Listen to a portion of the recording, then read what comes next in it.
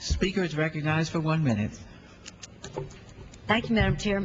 I thank the gentleman for yielding and recognize his extraordinary leadership on issues that relate to the eradication of poverty and the alleviation of poverty, the eradication of disease, which really are national security interests for our country. They're about the health and well-being, the respect we command throughout the world.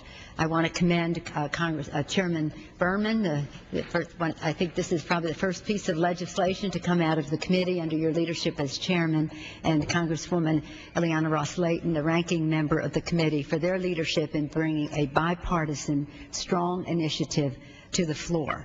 This initiative is a continuation of the work that President Bush has as a priority in the eradication of AIDS, malaria, and tuberculosis. For those of us who have been involved in these issues over the years, whether on the committees of authorization, Congresswoman Barbara Lee has been there on the authorizing committee and now on the appropriating committee, Congresswoman Waters in many ways in the House, and you, Madam Chair, from that chair. All of us know that if we're our country to be healthy, for the eradication of these diseases to take place, we must have a global approach to it. Disease knows no borders and boundaries, and so, again, while it is the compassionate thing to do, it is in our self-interest to do as well. The distinguished chair, Congresswoman Eleanor Holmes Norton, and I and others just had the opportunity to visit a PEPFAR site in India, at the Salvation Army, where they were distributing these drugs through a regimen, an organized regimen related to hygiene and the rest to people with HIV and AIDS. And we can tell you from firsthand experience, I've visited these sites in South Africa. This trip was to India, that wherever we go, and there's great appreciation for what our country is doing, and that President Bush's leadership on this subject. I'm so pleased that the bill is named for Congressman Chairman Lantos, our friend who left us earlier this year, and Congressman Hyde before that, because they were the original authors of the first historic President's emergency plan for AIDS relief legislation in 2003. That landmark bill authorized $15 billion for 5 years.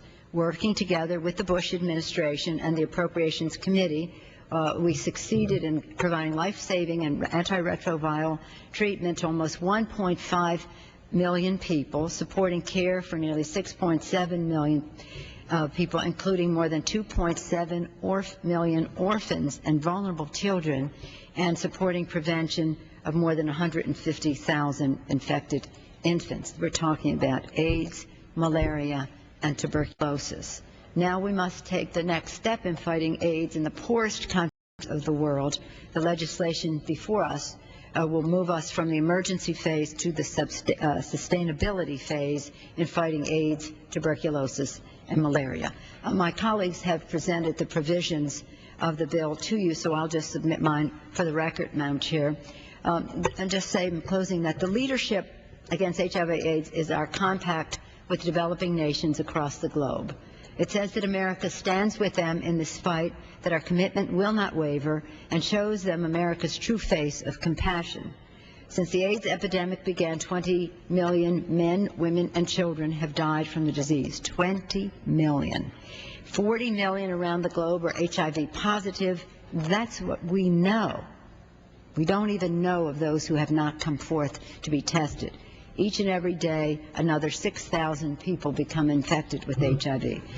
In addition, the number of orphans, vulnerable children with sick parents and adolescents at risk with HIV continues to grow, with an estimated 19 million needing assistance by 2010. There is a moral imperative to combat this epidemic. If we have these drugs distributed in the manner in which they are under the President's program, this PEPFAR, then people will come forward to be tested. Then we will have better success with our prevention initiatives. And so it's all related. Care causes people to say there's a reason to be tested.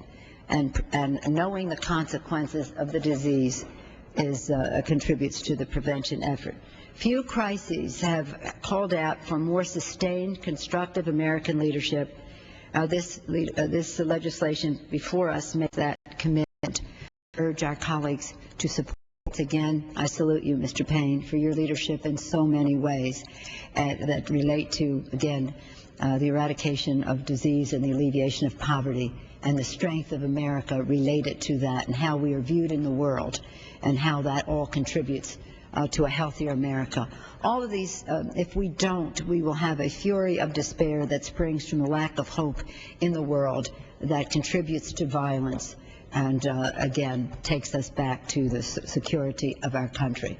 So for that security and out of compassion, I urge my colleagues to support this initiative, which is President Bush's initiative, named for our colleagues, Mr. Lantos and Mr. Hyde, put forth by the chair, Mr. Berman, and Congresswoman Ross-Layton in a strong bipartisan way, and we salute that, and advocated by Mr.